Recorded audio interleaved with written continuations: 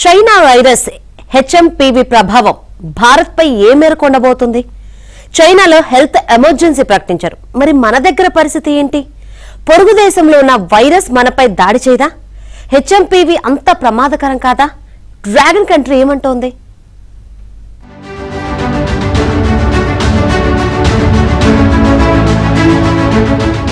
H1B వీసాలపై అమెరికాలో ఆర్థిక సాంస్కృతిక పరమైన సరికొత్త డిబేట్ మొదలు.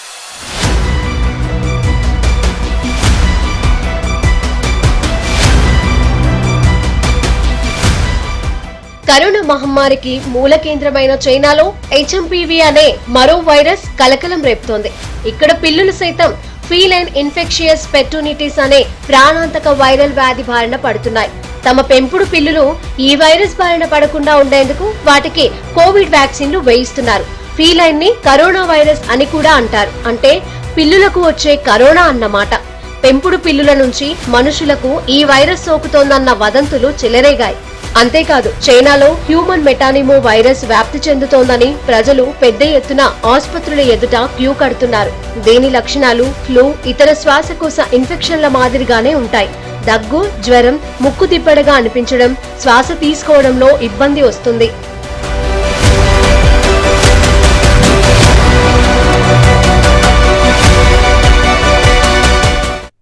హెచ్ఎంపీవీ వైరస్ అనేది హ్యూమన్ మెటాన్యూమో వైరస్ అనేది ఇప్పుడు ప్రపంచవ్యాప్తంగా ఒక సంచలనాన్ని సృష్టిస్తుంది.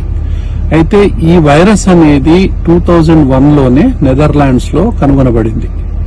బర్డ్స్ లో నుంచి హ్యూమన్స్ లోకి ఎంటర్ అయినట్టుగా. పిల్లలు అండర్ 5s లో, తర్వాత ఎక్స్ట్రీమ్ ఏజ్ గ్రూప్స్ అంటే ఓల్డ్ ఏజ్ పీపుల్ లోనే ఇది ఎక్కువగా కనపడుతుంది. అయితే ఇప్పుడు ముఖ్యంగా చైనాలో ప్రబలినటువంటి ఈ యొక్క వైరస్ వల్ల చాలా మంది పిల్లలు హాస్పిటల్లో అడ్మిట్ అవుతున్నారని, లంగ్స్ అన్ని వైట్ గా మారిపోతున్నాయని, హాస్పిటల్స్ కు క్యూ కడుతున్నారని వచ్చినటువంటి వార్తతో మొత్తం ప్రపంచం అంతా ఉలిక్కిపడింది. జ్వరం, దగ్గు, దాని తర్వాత ఇలాంటి ఒళ్ళు నొప్పులు, తలనొప్పి, నీరసం, ఇలాంటి లక్షణాలతోనే, అంటే ఏ వైరస్ అయినా ఈ లక్షణాలతోనే ఉంటుంది. తర్వాత ఎవరికైతే కోమార్బిడిటీస్ ఉంటాయో, ఆల్రెడీ అలర్జీ గాని, ఆస్తమా గాని, సిఓపిడి గాని, లేకపోతే కిడ్నీ జబ్బులు గాని, గుండె జబ్బులు గాని, లివర్ జబ్బులు గాని, క్యాన్సర్ గాని, ఇమ్యూనిటీకి సంబంధించినటువంటి జబ్బులు గాని ఎవరిలోనైతే ఎక్కువగా ఉంటాయో, ముఖ్యంగా ఓల్డ్ ఏజ్ పీపుల్లో డయాబెటీస్ ఇలాంటివి, వాళ్ళలో ఎక్కువగా ఉండేటటువంటి అవకాశాలు ఉంటాయి. కాబట్టి బాధపడాల్సిన అవసరం లేదు. మాస్క్ పెట్టుకోవాలి, చేతులు కడుక్కోవాలి. దాని తర్వాత అందరూ తగిన జాగ్రత్తలు తీసుకున్నట్లయితే దీంతో భయపడాల్సినటువంటి అవసరం లేదు. రకరకాల వైరస్ల వ్యాప్తి కారణంగా చైనాలో అప్రకటిత ఎమర్జెన్సీ ప్రకటించారు. 2019 చివర్లో, 2020లో మనం చైనాలో కరోనా ఎలా విజృంభించిందో, ఆసుపత్రుల్లో జనం ఎలా కనిపించారో ఇప్పుడు అలాంటి దృశ్యాలే చైనాలో కనిపిస్తున్నాయి. రోగులతో ఆసుపత్రులు కిక్కిరిసిపోతున్నాయి. రకరకాల వైరస్లు, బ్యాక్టీరియాలు ఇప్పుడు చైనాలో పెరుగుతున్నాయి. హెచ్ఎంపీవీ బాధితుల్లో ఎక్కువ మంది 14 ఏళ్లలోపు పిల్లలే ఉన్నారు. కరోనా లాగే హెచ్ఎంపీవీకి మందులు లేవు. చైనా ప్రభుత్వం స్క్రీనింగ్, డిటెక్షన్, ఐసోలేషన్ ప్రోటోకాల్స్ పాటిస్తుంది. అయితే హెచ్ఎంపీవీ మాత్రమే కాకుండా మరికొన్ని గుర్తు తెలియని వైరస్లు కూడా రోగుల్లో కనిపిస్తున్నాయి.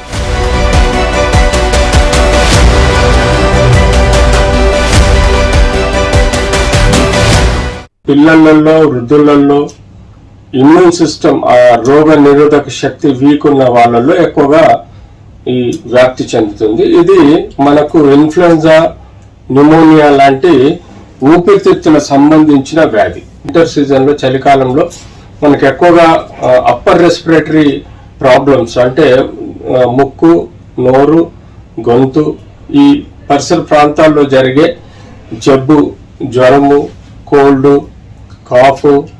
కాఫ్తో పాటు తెమ్మడబడ్డం, అలాగే ముక్కు దిబ్బడం, ఇలాంటి లక్షణాలతో మనకు ఈ వైరస్ వ్యాప్తి మనకు తెలుస్తుంది.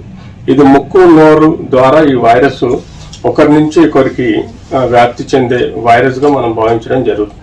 నుంచి మనకు ఎవరైతే ఫారినర్స్ మన ఇండియాకు వచ్చే వాళ్ళు ఉంటారో, ఇండియన్స్ వచ్చే వాళ్ళు ఉంటారో, వాళ్ళ ద్వారా ఇన్ఫెక్షన్ స్ప్రెడ్ అయ్యే ప్రమాదం ఉంది. కాబట్టి దీన్ని మనం ఎయిర్పోర్ట్స్లలో ప్రాపర్గా స్క్రీనింగ్ చేయటం వల్ల ఈ వైరస్ వ్యాప్తి చెందకుండా మనం జాగ్రత్తలు తీసుకోవచ్చు. చైనా వైరస్ విజృంభిస్తున్న నేపథ్యంలో భారత సర్కార్ సైతం అలర్ట్ ఇచ్చింది.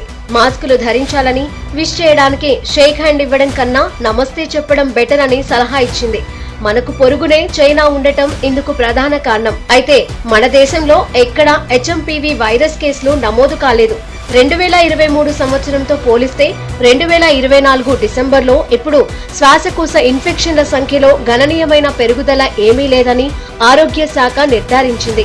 ఈ మేరకు హెచ్ఎంపీవీ వ్యాప్తి లేకుండా ఉండేందుకు తీసుకోవాల్సిన జాగ్రత్తలపై ప్రభుత్వం మార్గదర్శకాలను విడుదల చేసింది.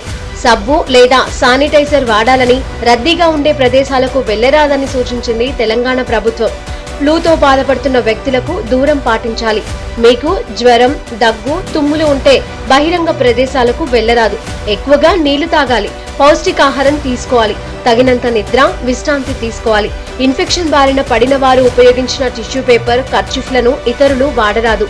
కళ్ళు, ముక్కు, నోటిని తరచుగా తాకవద్దు. బహిరంగ ప్రదేశాలలో ఉమ్మివేయరాదు. వైద్యుణ్ణి సంప్రదించకుండా సొంతంగా మందులు తీసుకోవద్దని తెలంగాణ సర్కార్ పేర్కొంది. ఇండియన్ మెడికల్ అసోసియేషన్ ప్రజలకు విన్నవించేది ఏంటంటే, మనం కోవిడ్ లో ఏవైతే అప్రోప్రియేట్ కోవిడ్ బిహేవియర్ అన్నామో, షేక్ హ్యాండ్ లేకుండా నమస్కారం పెట్టడం మళ్ళీ మనం చేయాల్సినటువంటి ముఖ్యమైనటువంటి అంశాలు. ఎందుకంటే ఇప్పుడు మైకోప్లాస్మా కానివ్వండి, ఇన్ఫ్లుయెన్జా ఏ వైరస్లు కానివ్వండి, మన ప్రపంచాన్ని ఒలికించేటువంటి సమయం.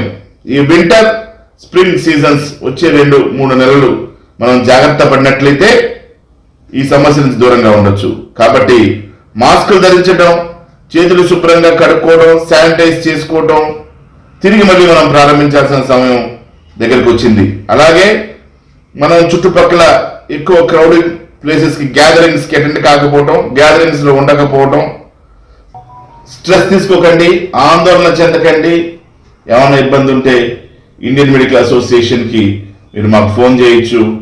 ప్రాణాంతకమైన కరోనా మహమ్మారి వ్యాపించిన 5 ఏళ్ల తర్వాత మరో కొత్త రకం వైరస్ కేసులు చైనాలో నమోదవుతున్నాయి. ఈ కొత్త వైరస్ 14 ఏళ్ల లోపున్న పిల్లలపై ఎక్కువగా ప్రభావం చూపుతోంది. కోవిడ్-19 లాంటి లక్షణాలే హెచ్ఎంపీవీకి ఉండటంతో జనం ఆందోళన చెందుతున్నారు. డ్రాగన్ కంట్రీ సరిహద్దు దేశాలన్నీ వణుకుతున్నాయి. ప్రపంచ ఆరోగ్య సంస్థ సైతం వైరస్ సమాచారం, తీవ్రతకు సంబంధించిన సమాచారాన్ని చేరవేయాలని చైనాను కోరింది. 4-5 ఏళ్ల క్రితం ప్రపంచాన్ని వణికించిన కరోనా వైరస్ చైనాలోని వుహాన్ లో పుట్టింది. ఇప్పుడు హెచ్ఎంపీవీ సైతం చాంగ్కింగ్, గ్వాంగ్టాంగ్ లోనే విజృంభిస్తున్నాయి. హాంకాంగ్ ను ఫ్లూ వణికిస్తోంది. ఈ 2 నగరాలు వుహాన్ కు దగ్గరలోనే ఉంటాయి.